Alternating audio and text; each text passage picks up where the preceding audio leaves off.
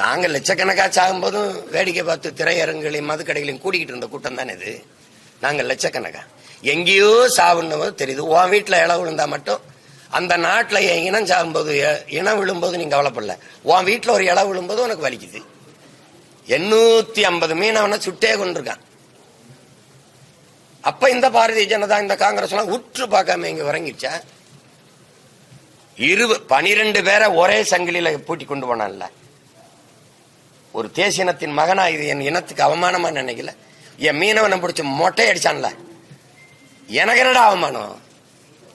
என்னுடைய வாக்கை வாங்கி அதிகாரத்தில் உட்கார்ந்து இருக்க இந்த நாட்டின் தலைவர் உங்களுக்கு தான்டா அவமானம். ஒரு நாட்டின் குடிமகனை மொட்டை எடுக்கும் போது அந்த என்னை அசிங்கப்படுத்தணும்னு செய்த செயல் உனக்கு தான் அவமானம், எனக்கு ஒண்ணும் இல்ல. அது அவமானமா ஏங்கிறதுல என் மயிர் போனாலும் உயிர் போனாலும் உனக்கு ஒண்ணுதான். அதனால நீ அதை பத்தி கவலைப்படல.